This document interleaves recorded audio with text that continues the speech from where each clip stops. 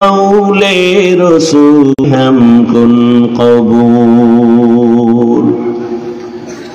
আমি এক টুকরো আয়াত রাসূলের একটি হাদিস পড়েছি একটা সূরা থেকে আপনাদের পরিচিত ইকরা, সূরাটার নাম সূরাতুল আলাক। মাদ্রাসাকে কেন্দ্র করে এই আয়াতগুলো পড়লাম। দুনিয়াতে আল্লাহর কোরআন আসছে এই আয়াতগুলো দিয়া। পৃথিবীর প্রথম কোরআন নাজিলের সূচনায় 5টা আয়াত। ইকরা বিসমি রাব্বিকাল্লাযী খালাক, খালাকাল ইনসানা মিন আলাক, ইকরা ওয়া রাব্বুকাল আকরাম, আল্লাযী আল্লামা বিল কলম, আল্লামাল ইনসানা মা লাম ইয়ালাম। তরজমাটা শুনেন, তারপরে সময় পেলে কিছু ব্যাখ্যা। আল্লাহ পাক রব্বুল আলামিন বলেন ইকরা বিসমি রাব্বিকাল্লাযী খালাক। হে রাসূল আপনি পড়ুন আপনার রবের নামে, যিনি পড়ুন আপনার রবের প্রশংসা। তোমাদের থেকে ভালো যে কোরআন শিখে অন্যদেরও শিক্ষা প্রদান করে। ডাইরেক্ট কোরআন শিখাও শ্রেষ্ঠত্ব। আর আমরা এখানে যারা বসছি বয়ান শুনি, বয়ান করি, আমরাও কোরআন হাদিসের কথা বলি, আপনারাও শিখতেছেন, এটাও শ্রেষ্ঠত্বের মজলিসের অন্তর্ভুক্ত। এ কারণেই তো হাদিসে অন্যত্র নবী বলেন এই মজলিসটা এত দামি, বসার সাথে সাথে সবার জীবনের গুণাগুলো বলেন। যেই বান্দা আমার স্মরণ করে আমিও স্মরণ করি, তারা যখন একত্রিত হয় আমার স্মরণ করে, আমি ফেরেশতাদের নিয়ে মজলিস মিলায়া তাদের স্মরণ করি। আল্লাহর নবী ভিন্ন হাদিসে বলেন কেউ যদি উলামায়ে আহলে হকের মুলাকাতে কোরআন সুন্নাহর মজলিসের দিকে রওনা হয়, ঘর থেকে যখন বের হয়, ঘর থেকে প্রত্যেকের সাথে 70,000 ফেরেশতার কাফেলা আল্লাহ দিয়ে দেন। এই মজলিস এত দামি, নবী বলেন এর থেকে দামি মজলিস দুনিয়াতে নাই। যেই মজলিসটার মধ্যে অল টাইম আল্লাহর রহমত অবতীর্ণ হয়। হবে না কেন? চোখ দিয়া যদি তাকান আর বিবেক দিয়া ভাবেন,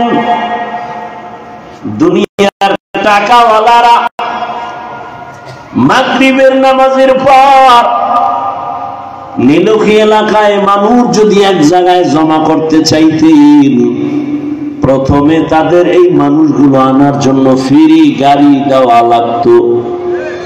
আপনাদের ফ্রি গাড়ি দেওয়া হয়েছে? এগুলো নগদ নগদ পরিচয়। খেয়াল করেন এই মজলিসটা বরকত কেন, এটা নগদ দেখেন তো। দুনিয়ার টাকাওয়ালারা মানুষগুলো এখানে নিয়ে বসার ব্যবস্থা করতেন, ভিআইপি চেয়ার। যারা বেশি ভিআইপি তাদের জন্য ভিআইপি, একটু কম তাদের নন ভিআইপি বসার জায়গা। কিন্তু এখানে যারা আসছেন, যেই বিছানাটায় বসছেন, সারা দুনিয়ার মধ্যে এই পরিমাণ থার্ড ক্লাসের বিছানা আর হতে পারে না। কোন বিবাহের অনুষ্ঠানে যদি এই বিছানাটা দেওয়া হয়, সবার মনে কষ্ট, বিবাহের অনুষ্ঠানেও থাকবে না। কিন্তু আপনারা এখানে বসার কারণে কষ্ট আছে, বরকত হবে না কেন? দুনিয়াওয়ালারা এরকম একটা মজলিস যদি জমা করতে চাইতে, ফাঁকে ফাঁকে নাস্তা দেওয়া লাগতো। নাস্তার আবার প্যাকেট কমে গেলে চেয়ারের বাইরে বেরিয়ে শুরু হয়ে যেত। কি এই সিস্টেম দেখেন না? কথা বলেন না কেন?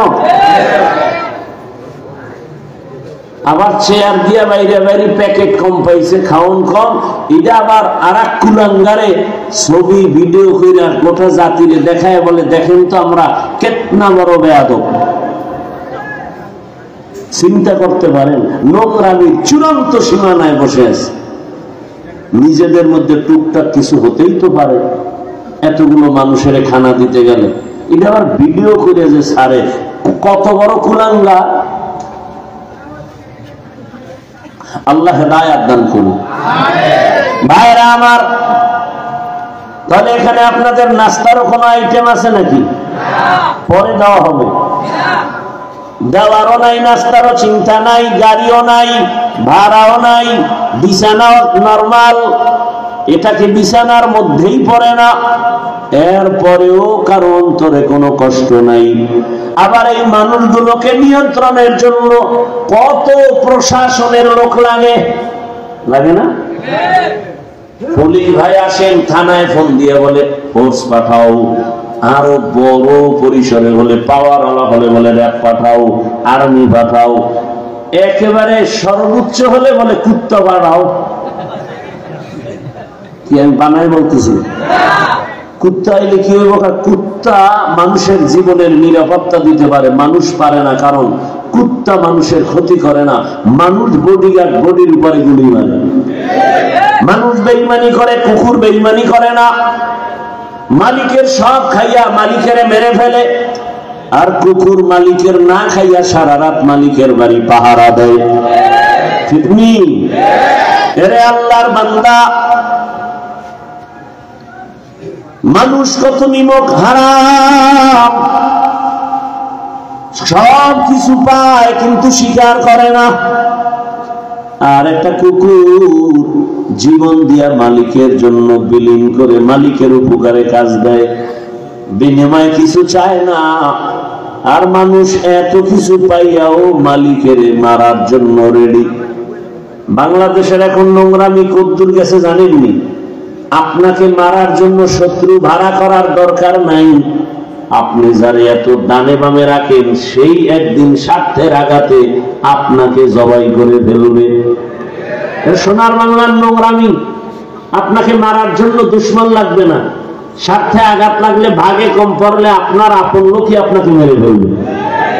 আমি বানায় বলতেছি ভাই, আল্লাহ পাক এই নোংরামি থেকে আমার দেশ ও জাতিকে হেফাজত করে। ভাইয়েরা আমার, তো বরকতি মজলিসে বসলেন। আল্লাহ পাক দুনিয়াতে আল্লাহ মানুষ পাঠাবার আগে মানুষকে সৃষ্টির শ্রেষ্ঠ মর্যাদা দান করেছেন। মানুষ এত বড় দামি, মানুষের মতো শ্রেষ্ঠ কোনো প্রাণী নাই। আল্লাহ তাআলা মানুষকে দুনিয়ায় পাঠাবার আগে দুনিয়ার পরিবেশটাকে আরো সুন্দর করে সাজিয়েছেন। মানুষের প্রয়োজনে একটা ঘর আল্লাহ তাআলা ইবাদতের ঘর বানিয়েছেন। আমাদের প্রয়োজন, আমাদের পাঠাবার আগে আমাদের প্রয়োজন সব মিটাই দিয়েছেন। আমাদের প্রয়োজনে আল্লাহ পাক বাতাসের ব্যবস্থা করলেন, পানির ব্যবস্থা করলেন, খানার আয়োজন করেছেন, সূর্যের আলো, চাঁদের আলো। আমাদের প্রয়োজনে আল্লাহ সব কিছু ব্যবস্থা করেছেন। আল্লাহ তাআলা বলেন, এইবার তোমার খানা, পানি, আলো সব আমি আল্লাহ ব্যবস্থা করিয়া এবার তোমাকে চাইতেছি, তুমি তোমার শ্রেষ্ঠত্ব ধরে রাইখা আবার তুমি সুনামের সাথে আমার আদালতে আসবা, জান্নাতে যাওয়া। সুনামের সাথে যদি তুমি শ্রেষ্ঠত্ব ধরে রাখতে চাও, ব্যবস্থা দুইটা দিলাম। এক ব্যবস্থা ব্যক্তি, আর এক ব্যবস্থা হলো কিতাব। আল্লাহ যত ব্যক্তি দিলেন সিলেকশন করে, বান্দার ইলেকশনে না। কিতাব দিলেন আল্লাহ নিজে নির্বাচিত করে, কারো সিলেকশনে না। সমস্ত ব্যক্তিদের মধ্যে আল্লাহর নির্বাচিত ব্যক্তি, শ্রেষ্ঠ ব্যক্তি রাহমাতুল লিল আলামিন। আর কিতাবের মধ্যে শ্রেষ্ঠ কিতাব হলো কুরআনুল কারীম। শ্রেষ্ঠ ব্যক্তিকে এই লাইনে যাবো কিন্তু একেবারে বাইরে যাব। আমি শুরুতেই বলছি এক একটা সেকেন্ডের মূল্য আছে। বয়ান শুনবেন না, আমার ঠেকা আছে আপনাকে বয়ান শুনেন। রাত নাই, দিন নাই, ঘুম নাই, কুত্তার মতো দৌড়ে সারা দেশে, শুধু আপনাদের পেছনে সব আলেম, আমি একা না। মূল্যায়ন করবেন না তো ধাক্কাইও বয়ান শোনাবো কেন?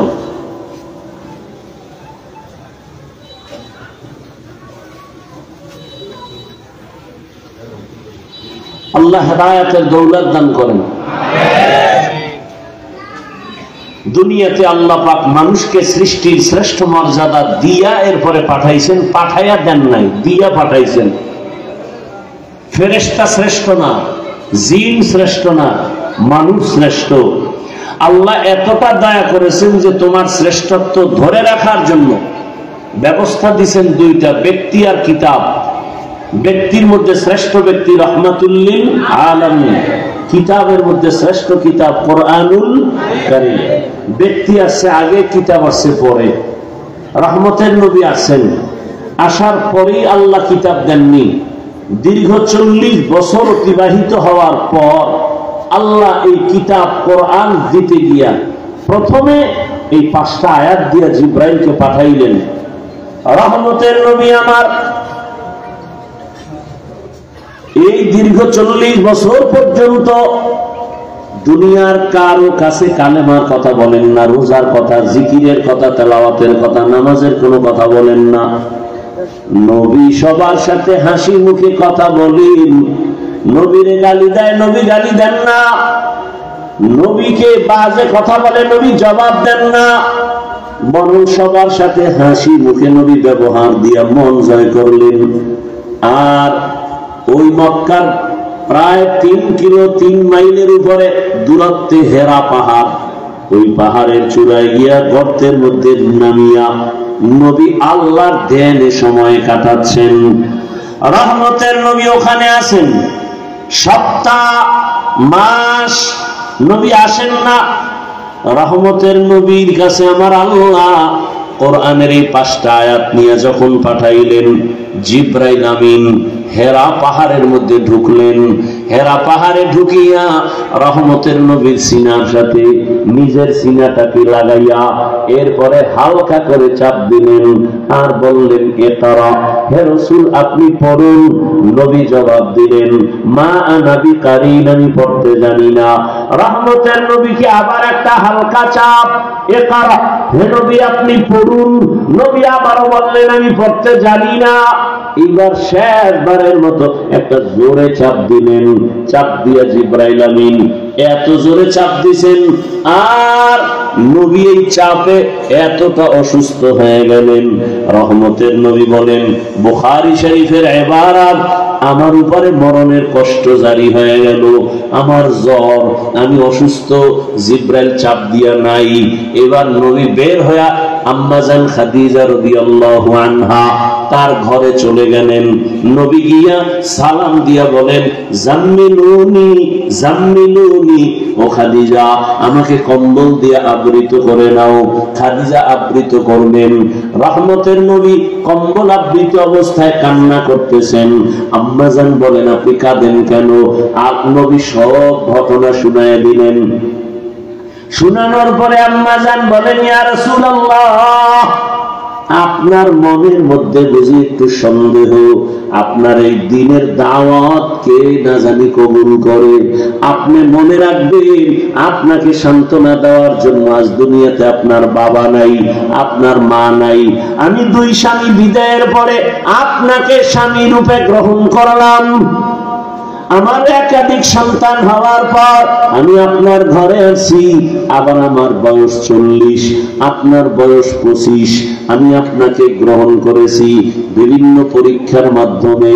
আপনাকে আমি সান্ত্বনা দেওয়ার জন্য এক পায়ে দাঁড়ানো। আমার যত সম্পদ, আরবের ভেতর আমি ধনী নারী, আমার সম্পদ আপনাকে হাদিয়া দিয়ে দিলাম।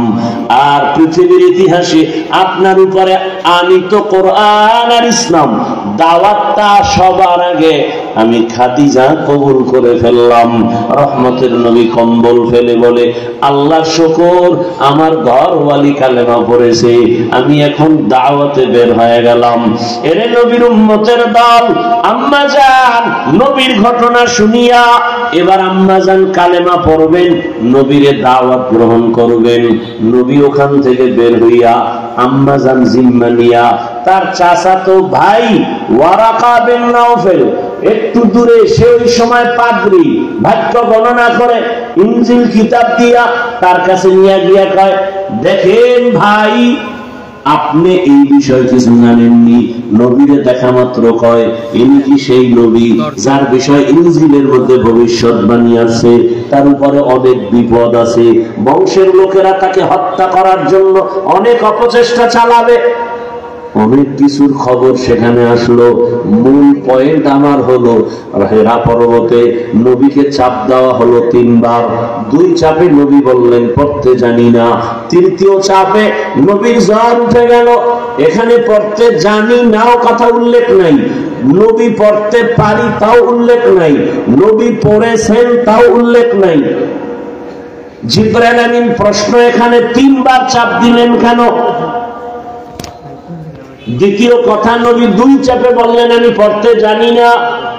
তৃতীয় চাপে নবী যদি চুপ থেকে থাকেন তাও তো সম্মতির লক্ষণ বলে প্রমাণিত, নবী এটাকে সমর্থন করেছেন। তাহলে প্রথম ডাইরেক্ট বললেন আমি জানি না, দ্বিতীয় তৃতীয় চাপে নবী চুপ থেকে সম্মতি দিলেন, এর কারণ কি? আর প্রথম 2 চাপে জানি না বললেন কেন? এর জবাব হলো, জিবরাইল আমিন রেশমি রুমালে আয়াত লেখা বলছেন নেন ইকরা। নবী বলেন আমি পড়তে জানি না, কারণ আমি দুনিয়ার কারো কাছে লেখাপড়া শিখি নাই, আমি উম্মি। আমি কি উম্মি? মানে নবী মূর্খ। হ্যাঁ, যদি কেউ বলে নবী মূর্খ তাহলে তার ঈমান শেষ। যদি কেউ বলে নবীর অক্ষর জ্ঞান নাই, ঈমান শেষ। তাহলে উম্মি কথার অর্থ কি? উম্মি কথার অর্থ এক শব্দে বলা যাবে না। উম্মি শব্দের ব্যাখ্যা এক শব্দ দিয়ে করা যাবে না। উম্মি শব্দের ব্যাখ্যা দিতে হলে একটা বাক্য বানায় বলতে হবে, নবী পৃথিবীর কারো কাছে শিখেন নাই, এদিক থেকে রাসূল উম্মি। রহমতের নবী দেখা কিছু করতে পারেন না। যেমন হুদায়বিয়ার সন্ধি হয়, হযরত আলী সন্ধিনামা লেখেন, লিখতে লিখতে ওরা এক চাটিয়া কাফের বেঈমানেরা নবীর উপরে শর্ত দিয়ে দিল, যতটা এক চাটিয়া দেয় নবী একটাও বাধা না দিয়ে কয় মেনে নিলাম, মেনে নিলাম, মেনে নিলাম। শেষে স্বাক্ষর হবে চুক্তিনামায়। এখন দেখে কি লেখা মুহাম্মদ ইবনে আব্দুল্লাহ, এতটুকু লেখা না, বলে রাসূলুল্লাহ, আল্লাহর রাসূল। মুশরিকরা কাফেররা কয় এই মুহাম্মদের রাসূল মানলে তো চুক্তি থাকে না, তো তার চুক্তি লাগে না, আমরা তো রাসূল মানি না, আব্দুল্লাহর ছেলে মানি, তো কি করতে হবে? তার রাসূল শব্দ কাটো। নবী কয় মেনে নিলাম। এবার কাটবে কে? নবী কয় আলী তুমি চুক্তিনামা লেখছো না? তো হ্যাঁ। তাহলে রাসূল শব্দ কোথায় আছে? কেটে দাও।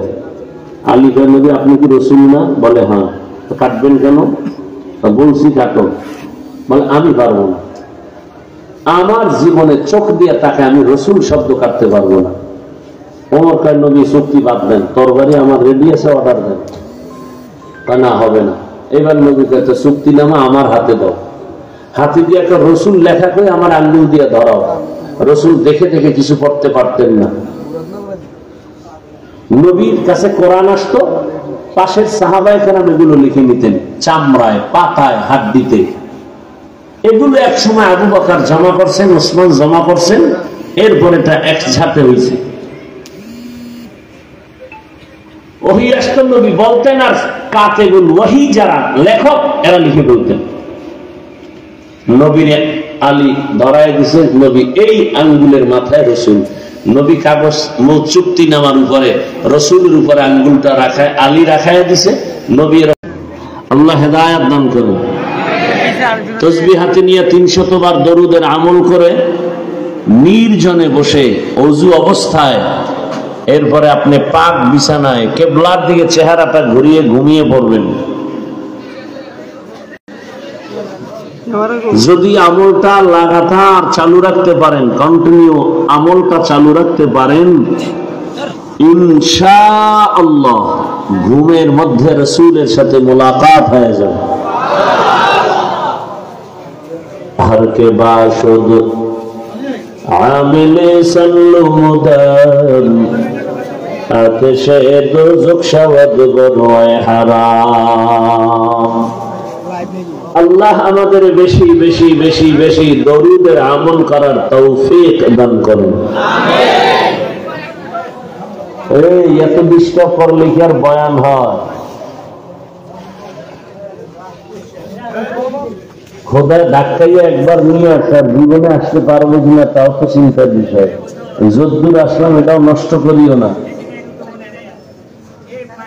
সময়ের অনেক দাম আছে। ইশারায় কাজ করা যায় না, আওয়াজ দেওয়া লাগবে কেন?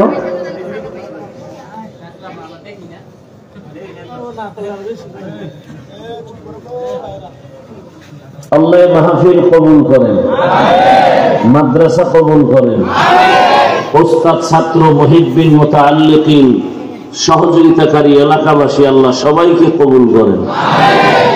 কাবিলিয়াতের কোনো মূল্য নাই, কবুলিয়াতের অনেক মূল্য। আল্লাহ পাক আমাদেরকে কবুলিয়াতের মাকাম দান করেন। দরুদের উপরে কিছু কথা বললাম, আমরা নিয়ত করতে পারি তো ইনশাআল্লাহ দরুদের আমল চালু করব। নবীজির উপরে দরুদ কম হবে না বেশি? বেশি হলে আপনি সব সময় পড়তে হবে, হাঁটতে চলতে উঠতে বসতে সব সময়। সময় থাকলে নামাজেরটা পড়বেন, সময় কম থাকলে আপনি যে সংক্ষিপ্তটা পড়লাম এটা পড়বেন। সাল্লাল্লাহু আলাইহি ওয়া আলিহি ওয়াসাল্লাম, সাল্লাল্লাহু আলাইহি ওয়া আলিহি ওয়াসাল্লাম। সর্বোপরি সকল যাদের অক্লান্ত পরিশ্রমের মাধ্যমে আজ সুন্দর আয়োজন, সময় পরামর্শ অর্থ দিয়ে দোয়া করে উপস্থিত হয়ে মাইক লাইট প্যান্ডেলের ব্যবস্থাপনার মাধ্যমে সহযোগিতা যারা করেছেন প্রত্যেককে আল্লাহ পাক খেদমতের বরকতে দুনিয়াতে শান্তি পরকালে মুক্তির ব্যবস্থা করে দিন। অন্যের জন্য দোয়া করলে নিজের জন্য আগে কবুল হয়। আপনাদের কেমনে যে বুঝাইবো, প্রত্যেকটা পয়েন্টের মধ্যে ঝামেলা। এই কথাটা জীবনে শুনছেন কিনা জানি না, আজকে থেকে শুনছেন, আমল করবেন। অন্যের জন্য দোয়া করলে নিজের জন্য, তাদের থেকে আপনার জন্য আগে কবুল হবে। আপনার জন্য দোয়া করা লাগবে না। যেমন আমি দোয়া করলাম, হে আল্লাহ, এটা হোমনা থানা না? হোমনা থানার সবাইকে আপনি মাফ করে দেন। সাথে সাথে একজন ফেরেশতা আমার শিয়রে আসছে মাথার কিনারায়। আল্লাহ জানতে চাচ্ছেন ফেরেশতা কার জন্য দোয়া করলো এই বান্দা? ফেরেশতা বলেন, হে মালিক, পুরা হোমনাবাসীর জন্য ক্ষমা চাইল। নিজের জন্য চায় নাই, বলে না। আল্লাহ বলেন, সাক্ষী থাক, হোমনার সব মানুষকে ক্ষমা করার আগে যে দোয়া করলো তাকে আগে ক্ষমা করে দিলাম। আমরা অন্যের জন্য দোয়া করতে চাই না, এতটা অন্তর ছোট। ওই ছোট মাছ খায়, অন্তরও ছোট। আবার এই মাছ যদিও পচা, তত অন্তরও পচা। এটার কিছু মিনিং আছে, দর্শন আছে, দর্শন। আপনি যদি গরুর কলিজা বেশি খান, আপনার কলিজার মধ্যে ফায়দা বেশি হবে, লাভ হবে। মগজ খাবেন, আপনার মগজের ফায়দা হবে। আপনি গোশতের পুরা গরুর হাড়ের অংশ, ক্যালসিয়ামের অংশ বেশি খাবেন, ক্যালসিয়াম আপনার বেড়ে যাবে। একটা দর্শন আছে এই বিষয়। অন্যের জন্য দোয়া করবেন, নিজের জন্য দোয়াটা আগে কবুল হবে। আমরা দোয়া করতেই চাই না, সব নিজের জন্য চাই। জুমার দিন খতিব সাহেবকে একজনের দোয়া চাইলেন, আমার আব্বার জন্য দোয়া করবেন, বাবার জন্য দোয়া করবে, মনে মনে নিয়ত করেছে 500 টাকা হাদিয়ে দিন। ইমাম সাহেব বা খতিব সাহেব দোয়ার মধ্যে ওই ওনার বাবার দোয়া করতে গিয়ে আরো 4 বাবার নাম নিছে। ওই ব্যক্তির মোনাজাতে মাথা গরম হয়ে গেছে। আমার বাবার দোয়াটা 4 ভাগ হয়ে গেল, মাথা গরম মোনাজাতের ভেতরে। চিন্তা করলো না 500 টাকা হাদিয়া দেওয়া যাবে না। মন খারাপ হয়ে গেছে, বাবার দোয়া ভাগ হয়ে 4টা হয়ে গেছে। এইরকম কিছু মূর্খ মনা ধর্মান্ধ আমাদের সমাজে আছে না নেই? এখন ওই 500 টাকা হাদিয়া না দিয়ে 100 টাকা দিয়া একটা ধমক দিছে হালকার উপরে। 100 টাকা হাদিয়া দিয়ে নেন হুজুর, এমনই করিয়েন। আছে না? আর এক মূর্খ বাবা দোয়া চাইছে, তো হুজুর দোয়া করছেন ঠিকই, কিন্তু বাবার নাম কয় নাই। মাথা গরম হয়ে গেছে।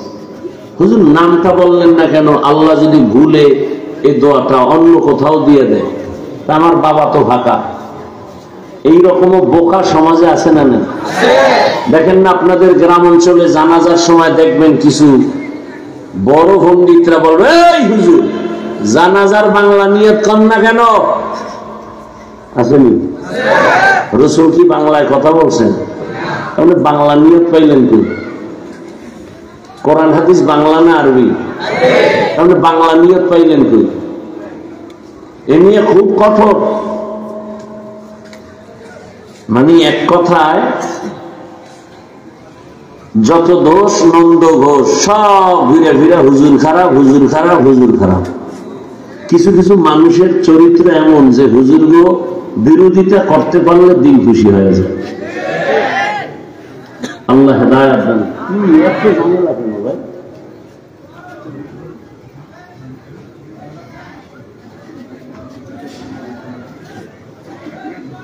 আল্লাহ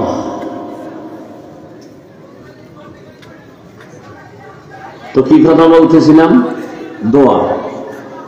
অন্যের জন্য দোয়া করলে নিজের জন্য দোয়াটা আগে কবুল হবে। এজন্য আমরা বেশি বেশি দোয়া করব, মায়ের জন্য, বাবার জন্য, গোটা দুনিয়াবাসীর জন্য। যত দোয়া করবেন তত লাভ। আল্লাহ আমাদের বুঝার আমল করার তৌফিক দান করেন। ওলামায়ে হযরত কিছু আলোচনা করছেন, ইনশাআল্লাহ আমার পরেও আলোচনা করবেন। আপনাদের নিয়ত কি শেষ দোয়া পর্যন্ত থাকতে পারবেন তো? ওই পরিমাণ ধৈর্য নেই না? আবার কারো সাথে টাইম দেওয়া আছে, মিস কলের জবাব দিতে হবে। কারণ রাতে তো এই জাতি ঘুমায় না, গভীর যত হয় তত মোবাইলে আকাম শুরু হয়, জেনা চলে ঘরে ঘরে। বলেন তো আমি হাসির কথা বলছি? হাসেন কেন? আপনি মোবাইলে যদি জিনার গুনাহ করেন আপনার তো কান্না করা উচিত। আপনি হাসেন কেন? অধিকাংশ ঘরের মধ্যে রুমে রুমে সারা রাত মোবাইলের মাধ্যমে জেনা চলে, চোখের জেনা, অন্তরের জেনা, জবানের জেনা। সারাটা রাত ভাই মোবাইল চালায়, বোন মোবাইল চালায়, বাবা মোবাইল চালায়, মা মোবাইল চালায়, ভালো কিছু দেখবে না।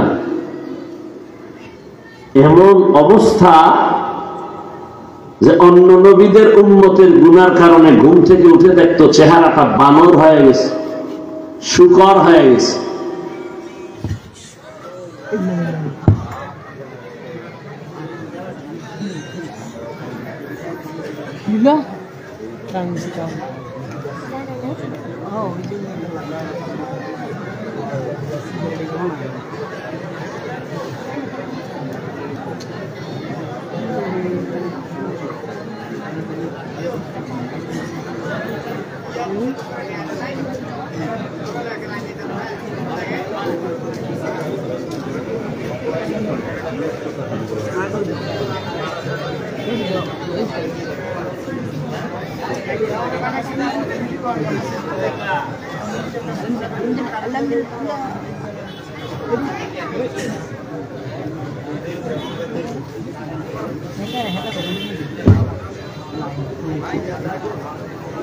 ভাই কিছু বললেন না তো এখন?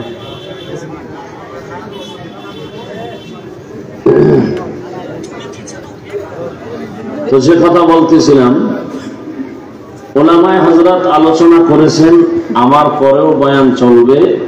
আমার দাবি শেষ দোয়া করে যাবেন, আল্লাহ তৌফিক দান করেন। ঘুমাবেন না তো? তো বয়ান শুনবেন। এখানে যতক্ষণ বসা থাকবেন অনবরত শুধু সওয়াব আর সওয়াব। এটা এখন আপনাদের গ্রামের মাপ না, এটা এখন আল্লাহ রসুলের হাদিস মতে বেহেশতের বাগান। এখানে বসার সাথে সাথে সবার গুনাহ মাফ, আল্লাহ কবুল করেন। ওলামায়ে কেরামের ইজ্জতকে আল্লাহ বেশি বেশি বাড়ায় দেন। ওলামায়ে কেরামের কথাগুলো আমাদেরকে সহি তরিকায় আমল করার তৌফিক দান করেন। ওলামায়ে কেরামের বিরুদ্ধাচরণকারী যারা, আল্লাহ ওদের হেদায়েত দান করেন। আল্লাহর ইলম ও কুদরতে হেদায়েত না থাকলে ওদেরকে ধ্বংস করে দেন। এ কথাগুলো কেন বলছি? 2 মিনিট একটু খেয়াল করবেন। কিয়ামত পর্যন্ত আর আমাদেরকে বয়ান করতে রসুল আসবেন না। আসবেন নাকি? আপনাদের হোমনাতে রসুল আসছিলেন রবিউল আউয়ালে, কিয়ামতের আগে আসবেন নবীজি? সত্য কথাটা স্বীকার করেন এবং বুঝার চেষ্টা করেন। বয়ান তো আপনারা জানেন, আজকে বয়ান না শুনে কিছু বুঝার চেষ্টা করেন। আমাদের থেকে আপনারা বেশি জানেন না। হ্যাঁ, আমাদের ভুল ধরেন কেমনে? আপনারা অনেক কিছু জানেন। তো কিয়ামত পর্যন্ত নবীজি আসবেন না, সাহাবায়ে কেরাম আসবেন? আসবেন না। আইম্মায়ে কেরাম আসবেন না, আবু হানিফা আসবেন না, বড় বড় আউলিয়ায়ে কেরাম যারা চলে গেছেন তারাও আর আসবেন না। কথাটা একেবারে কঠিন ভাবে পারলে লিখে রাখবেন। কিয়ামত পর্যন্ত এই দুনিয়ার মানুষ যদি দুনিয়াতেও সম্মান চায়, শান্তি চায়, পরকালেও জান্নাত চায়, খুব খেয়াল করবেন। দুনিয়াতে যদি সম্মান চায়, শান্তি চায়, সংসারের শান্তি, পরিবারের শান্তি, ব্যক্তির শান্তি, অর্থনীতির শান্তি, সমাজনীতির শান্তি, সব লাইনের সম্মান শান্তি দুনিয়াটাও চায়, আর আখিরাতে জান্নাত চায়। এই সব কিছু চাওয়ার ঠিকানা একটা, নাম হলো ইসলাম। শান্তির ঠিকানার নাম, আর এই নিঃস্বার্থ ভাবে এই ঠিকানা আপনাদেরকে কিয়ামত পর্যন্ত দেখাবেন শুধুমাত্র উলামায়ে কেরাম, আর কেউ না। আর কেউ আপনাদেরকে নিঃস্বার্থ শান্তির ঠিকানা দেখাবেন না। সব দুনিয়ার স্বার্থপর, একমাত্র উলামায়ে কেরামে জাতির নিঃস্বার্থ বন্ধু। এই জাতির জন্য নিজের ছেলে মেয়ে পরিবারের চিন্তাবাদ দিয়া, উম্মত নিয়ে যেই পরিমাণ ফিকির, সঠিক কল্যাণের পথ কিভাবে পাবে উলামায়ে কেরাম সেই চিন্তা করেন। এজন্য আল্লাহ কোরআনে এদের সম্মানের বয়ান করেছেন, ইন্নামা ইয়াখশাল্লাহা মিন ইবাদিহিল উলামা। নবীও বয়ান করেছেন, আল উলামা ওয়ারাসাতুল আম্বিয়া। উলামায়ে কেরাম আমাদের নবীদের ওয়ারিস, টাকা পয়সার ওয়ারিস না, আমাদের নবুয়তের ইলমের ওয়ারিস। দুনিয়াতে আদর্শ মানুষ গড়ার একমাত্র কারিগর উলামায়ে কেরাম। কারণ পৃথিবীর শ্রেষ্ঠ কারিগর ছিলেন মানুষ গড়ার রহমাতুল লিল আলামিন। রহমতের নবী নাই, এই জিম্মাদারি উলামায়ে কেরামের উপরে। এই উলামায়ে কেরামই পারবে একমাত্র আদর্শ মানুষ এই জমিনে তৈরি করতে। এ কারণে তাকায়া দেখেন, খুব খেয়াল করেন, উলামায়ে কেরামের ইজ্জতের ব্যাপারে আল্লাহ পাক কোরআনের মধ্যে বয়ান করেছেন। অতএব উলামায়ে কেরাম ছাড়া এই জাতিকে শান্তির পথ কেউ দেখাবে না, কেউ দেখাবে না। দুইটা উদাহরণ দিব 2 মিনিটে। মহামারী করোনার কথা ভুলে গেছেন আপনারা? কি স্মরণ আছে আমি জিজ্ঞাসা করি তো? মহামারী করোনার ভেতরে গোটা দুনিয়ার বাহাদুরেরা হাঁটুর নিচে মাথা দিয়ে দিছে। সব বাহাদুরের বাহাদুরি শেষ, জমিনের পাওয়ার নাই। ঠিক সেই সময় স্কুল কলেজ বন্ধ, চাকরি ব্যবসা ফ্যাক্টরি দোকান সব, এমনকি বিমানের ফ্লাইট পর্যন্ত বন্ধ। আপনাদের জানা আসেনি সেই সময় আমাদের জমিনের একটা কোরআনের মাদ্রাসাও বন্ধ ছিল না? মনে আছে? আঙ্গুল দিয়ে আল্লাহ দেখায় দিয়েছেন।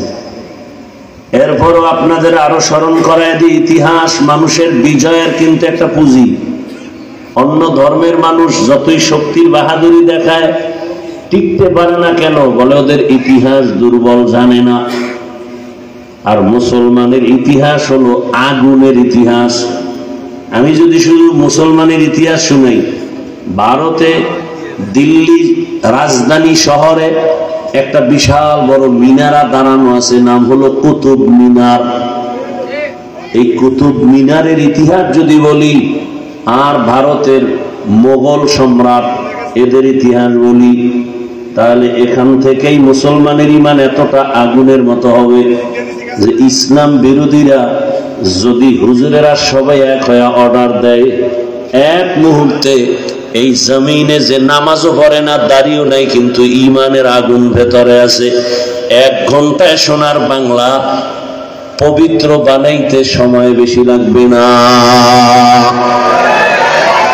1 ঘন্টার বেশি লাগবে না। আল্লাহ বুঝার তৌফিক দান করেন। সেই মহামারী করোনা, বাবারে করোনায় ধরেই ফেলছে, শিক্ষিত 2 কুলাঙ্গার সন্তান, কাছে যায় না, মরার ভয়, ট্রিপল মাস্ক লাগাইছে। এক পর্যায়ে করোনায় বাবায় মরে গেল। এলাকার গরিবদের টাকা দিয়া বলে, লাশটাকে টেনে রাস্তায় ফেলে দাও। সেই সময় আমার দেশের শত শত করোনার লাশ, ছেলেরা কাছে যায় না, দরওয়াজা জানালা লক করে রাখছে, জানালা দিয়ে তাকায় না বাবার লাশ কুকুর খেলো নাকি জানাজা হলো। সেই সময় আমার দেশের করোনা আক্রান্ত শত শত লাশ, আমার দেশের কিছু পুলিশ ভাই আর আমার দেশের সিংহবাগ টুপিওয়ালা ওলামায়ে কেরামরা ওই লাশগুলো কাঁধে নিয়েছেন, গোসল করায় কাফন দাফন করলেন, কবরে রাখলেন। জানাজা পড়ানোর পর একজন হুজুরেও করোনায় মরে নাই। মিথ্যা বানাই বললাম না? এবার আসেন নগদ একটা জিজ্ঞাসা করি, আপনাদের জানা মতে সরকারি যারা চাকরি করে, বেসরকারি চাকরি করে, প্রতিদিনের ডিউটি কত ঘন্টা? কত? 8 ঘন্টা। নিম্নে বেতন কত? নিম্নেরটা কি জানলে বলেন? নিম্নে 15 থেকে 20। টেবিলের নিচে তো কত মুক্তা এমনি পাওয়া যায়। কি সারা দুনিয়ায় না পাওয়া গেল সোনার বাংলায় পাওয়া যায়। না পাইলে রাতারাতি আঙ্গুল ফুলে কলা গাছ হয় কিভাবে হজরতেরা? রিক্সার ভাড়া নাই, 10 তলা বিল্ডিং খাড়ায় আছে। এখন কপাল এত সুন্দর যে বিল্ডিং বানাইছে ঠিক, কপালে বিল্ডিং এর ঘুম নাই, জঙ্গলে ঘুমায়। এর নাম শান্তি। ব্যাংকে কোটি কোটি টাকা, কিন্তু উঠানোর মতো চেক নাই, কপালে টাকা খাওয়ার রাস্তা নাই। কেন? তুফানের মতো যেমন আসছে তুফানের মতো যায়। হালাল টাকা দিয়ে যদি বিল্ডিং করতা, ওই বিল্ডিং কেউ দখল করতো না। গরিবের উপরে জুলুম করে টাকা কামাইছো, এই টাকা বাতাসের আগায় দেখবা মোটেও নাই। তাহলে ডিউটি 8 ঘন্টা, বেতন 20,000, টেবিলের নিচে মুক্তার দানা অনেক। এবার আপনারাই বলবেন, আপনাদেরই অত্র অঞ্চলে মসজিদের ইমাম সাহেবরা আছেন, তাদের ডিউটি কত ঘন্টা বলেন? 24 ঘন্টা, বেতন দেন কত? সেদিন এক জায়গায় জিগাইলাম, কয় হুজুর ইমামের বেতন 1,500, খতিবের বেতন 2,500। তাহলে 24 ঘন্টা ডিউটি করে 5,000 বেতন, তাও মাসে মাসে দেন না। মাসে মাসে দেন না। বিবেক আল্লাহ মানুষকে দিছে, একটু চিন্তা করেন তো, এর থেকে জুলুম পৃথিবীতে আর কি হতে পারে? এরপরেও কিন্তু ইমাম সাহেব রাগ হয়েছেনি। জুমায় কি বলছে কোন ইমাম খতিব? এই কমিটি, 30,000 বেতন যদি না করো, আসর থেকে সূরাগুলো উল্টা পড়া হবে বলছে। আমার 24 ঘন্টা যে রাখে, তাও রিমান্ডে রাখে। রিমান্ড জোহরের নামাজে নাই, রিক্সাওয়ালা ইমাম সাহেব জোহরের সময় কইছিলেন, তুমি? বলে আমি রিক্সা চালাই।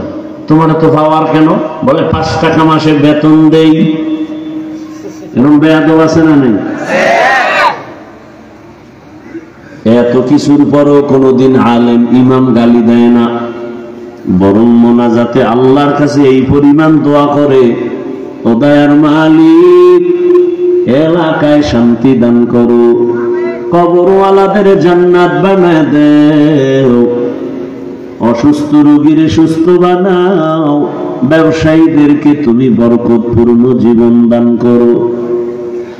এত কষ্টে